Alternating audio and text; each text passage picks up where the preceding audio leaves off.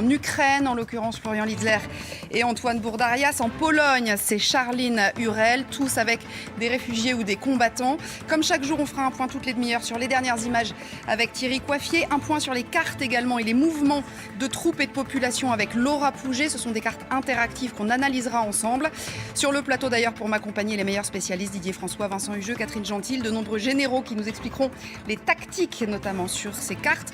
On parlera aussi largement diplomatie, qu'espérer des discussions entre Vladimir Poutine et Emmanuel Macron, le chef de l'État, diplomate en chef dans cette crise, alors qu'on apprend qu'il y a du nouveau du côté de la Maison-Blanche, nouvelles sanctions de la part des États-Unis. On vous en parle dans une seconde. On commence d'abord donc avec vous, Thierry, et les dernières images. Oui, et on va revenir sur ces bombardements de cette nuit, sur cette ville de Soumy. Au moins 21 personnes ont été tuées. C'est en tout cas ce que disent les autorités locales. Et vous voyez les dégâts sur cette ville. On est au nord du pays, une ville de 270 000 habitants. Elle est située tout près de la frontière russe. Je vous parlais de ces frappes aériennes qui ont eu lieu durant la nuit. C'est vrai que la ville est en proie déjà à de violents combats depuis plusieurs jours. Et tout cela, ces bombardements, avant l'entrée en vigueur ce matin d'un cessez-le-feu à 8h heure de Paris. Ça concerne plusieurs villes et ça concerne cette ville de Soumy, puisqu'il y a un corridor humanitaire, un couloir humanitaire qui a été mis en place de Soumy vers Potrava, c'est à 150 km au sud. Et vous voyez des cars, un premier convoi qui est parti donc ce matin. Alors selon le gouverneur régional de Soumy, Mikhailo Ananchenko, les Russes ont tiré sur ce convoi. Il a été stoppé un temps, mais toujours selon ce gouverneur régional, il a pu repartir. Vous voyez ici des images, on entend des bruits de tirs non loin de ce convoi. On voit d'ailleurs, on aperçoit de ce convoi humanitaire depuis Soumy. Kiev a également accusé les Russes de ne pas avoir respecté un autre couloir humanitaire, mais cette fois-ci à Mariupol. C'est en tout cas ce que dit le ministère ukrainien de la Défense. On sait que Mariupol est assiégé depuis 8 jours par l'armée russe. Il n'y a plus d'eau, plus de chauffage, plus d'électricité. Et regardez ce que dit une journaliste ukrainienne qui a relayé une information qui a été donnée par la municipalité de Mariupol sur son compte Telegram.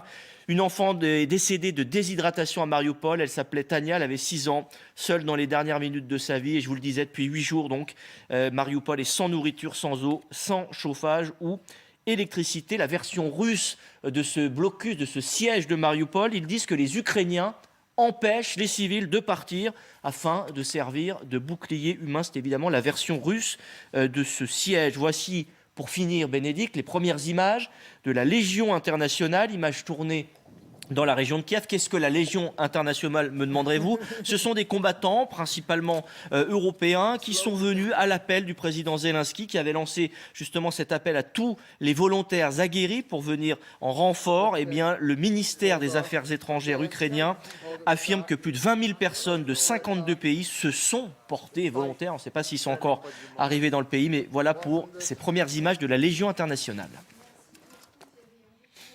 Tout à l'heure, bien évidemment, toutes les demi-heures pour toutes ces dernières images. L'info également, vous la voyez inscrite en rouge en bas de cet écran, c'est Joe Biden qui va parler tout à l'heure, on l'écoutera bien sûr, qui va annoncer un embargo sur les importations de pétrole russe aux États-Unis, décision unilatérale puisque l'Europe n'est pas d'accord avec cela. On va y revenir longuement. Je voudrais d'abord qu'on revienne sur ce que vous nous disiez, Thierry, à savoir les combats et l'embargo et le couloir humanitaire du côté de Soumy. Il y a eu des bombardements dans la nuit. Ensuite, donc, ce corridor humanitaire dont on ne sait pas très bien s'il est respecté. On va voir tout cela avec Laura Merlier sur les images d'Esther Lefebvre et d'Antoine Pocry qui sont sur place. Ces bus vont enfin permettre aux habitants de Soumy de quitter la ville. Il faut faire vite, ils n'ont que quelques heures avant la fin du cessez-le-feu. Le convoi prend la direction de la ville de Poltava, en terre ukrainienne. Un périple de 350 km. Mais certains habitants, comme Marina, refusent de partir par ce corridor.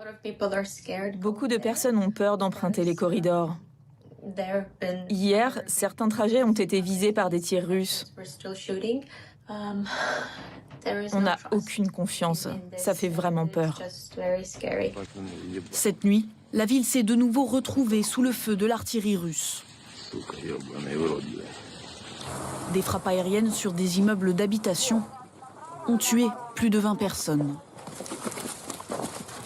Un cessez-le-feu a été annoncé aujourd'hui par les autorités russes dans les villes de Kiev, Soumy, Kharkiv, Tcherniv et Mariupol.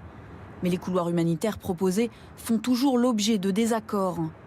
4 d'entre eux conduiraient les civils vers la Russie et la Biélorussie, impensable pour les autorités ukrainiennes.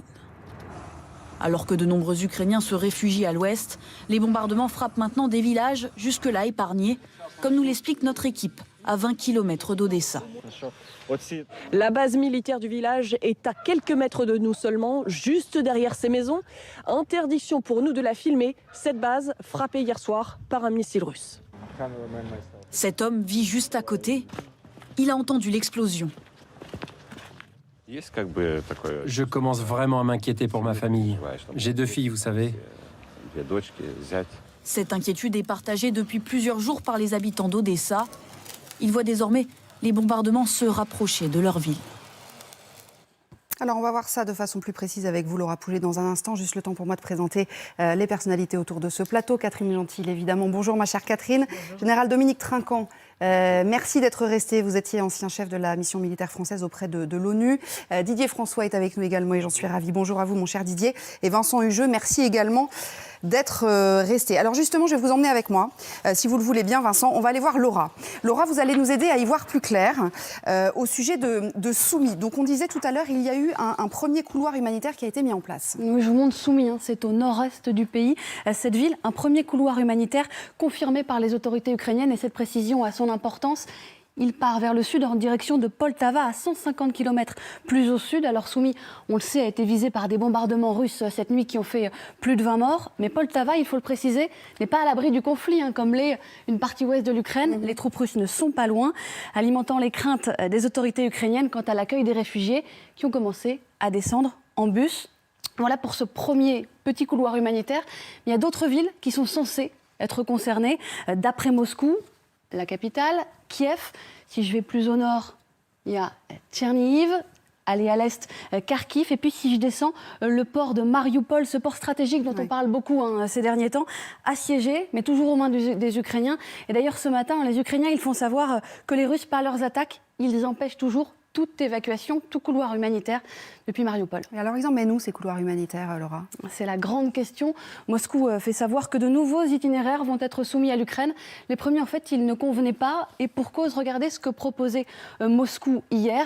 Hier, Moscou proposait des couloirs humanitaires qui menaient des villes assiégées vers soit la Russie, soit la Biélorussie. Donc on aurait vu des réfugiés partir des villes assiégées vers le pays dont provient l'offensive.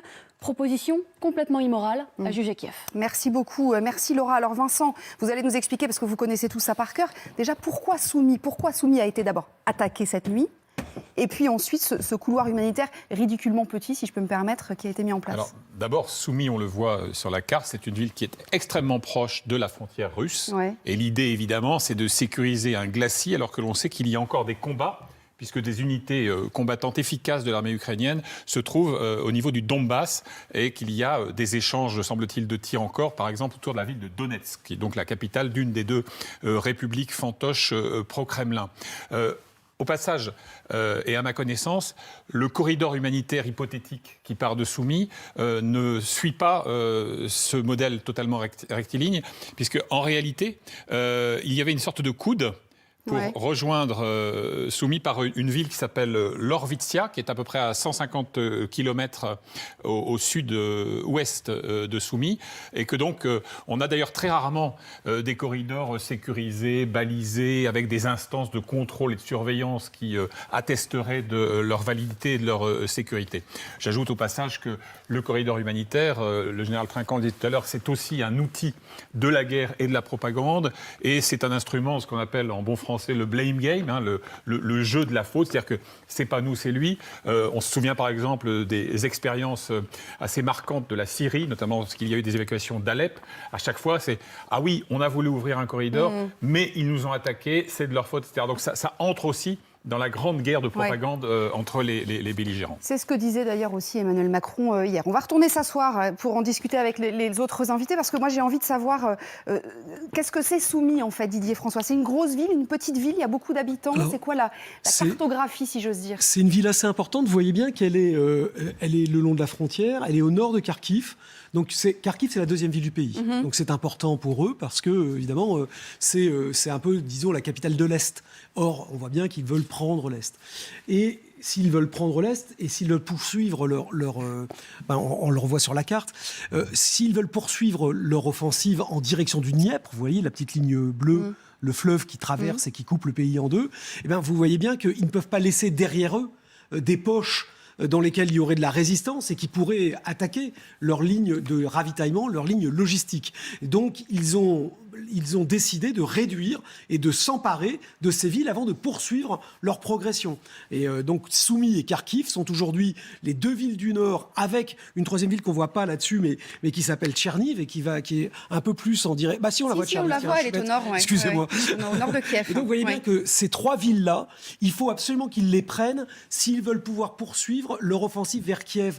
Pourquoi ? Parce qu'il faut qu'ils aient des lignes de communication, des lignes de ravitaillement un tant soit peu sûres. Et c'est donc bien pour ça qu'ils vont mettre tous leurs efforts et donc toute leur violence. C'est bien ça le problème, pour détruire et s'emparer de ces villes. Oui, et voilà. c'était ce qui se passera aussi à Mariupol. Voilà, l'effet de tenaille dont on parlait hier, Catherine. Non plus, oui, c'est ça. Exactement. Mais parce qu'en fait, vous voyez bien qu'entre Kharkiv et Mariupol, là, dans cette espèce de petite zone encore, qui est vert, tendre, avant le Dniepr, il y a 40 000 hommes de l'armée ukrainienne. 40 000 hommes de l'armée ukrainienne, c'est à peine moins de la moitié, qui pour l'instant font une bataille de retardement. Ils freinent l'avancée des troupes russes. Et donc, ils essayent de les ralentir le plus possible et de se replier en bon ordre. Ouais. À un moment, il va bien falloir qu'ils décrochent, parce que vous voyez bien que de l'autre côté du Dniepr se profile la possibilité d'une offensive nord-sud et sud-nord qui les enfermerait dans une poche qui, elle, pour le coup, ne serait plus ravitaillable. Donc, à un moment ou un autre, les Ukrainiens devront décider une manœuvre de se replier sur les bords du Dniepr. On ne sait pas quand ils le feront. Pour l'instant, ils résistent et ils résistent bien. Mais c'est ça l'idée générale. Et d'ailleurs, Général Trinquant, il résiste et il résiste bien, disait Didier à l'instant, ce qui a surpris Poutine, sans doute. Bien sûr, c'est ce qui a surpris Poutine, et c'est pour cela que, comme je reprends les paroles du général Burkhardt, c'est le rouleau compresseur russe qui s'est mis en route. Oui. C'est-à-dire après l'échec de la surprise, de la guerre rapide, etc., l'armée russe fait ce qu'elle sait faire.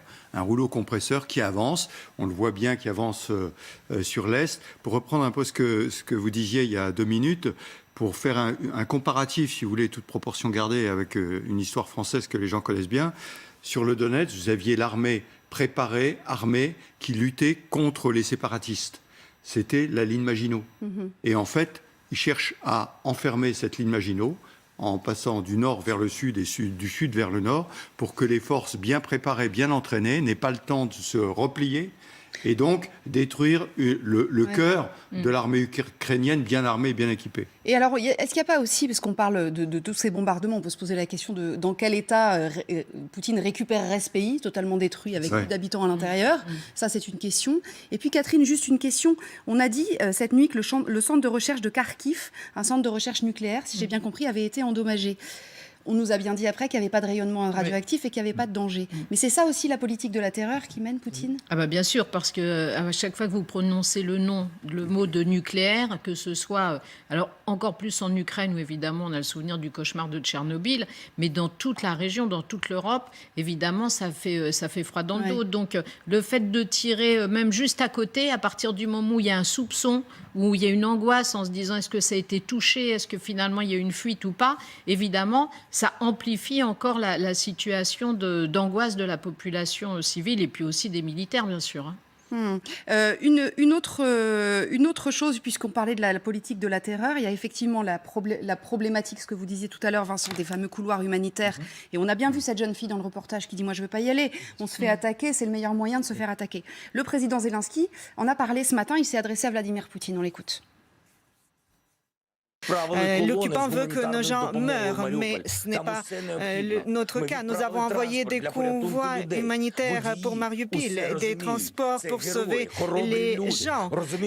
Nos conducteurs comprennent qu'il faut sauver les Ukrainiens, car les partis russes peuvent fusiller ces gens qui essaieraient de partir, comme ils ont déjà essayé de faire pour ceux qui essaient de quitter la zone des combats. Mais si vous fusillez ces transports ou ces gens qui évacuent, sachez que ceci se passerait sous les yeux du monde entier. Tout le monde entier en sera témoin et pourra témoigner.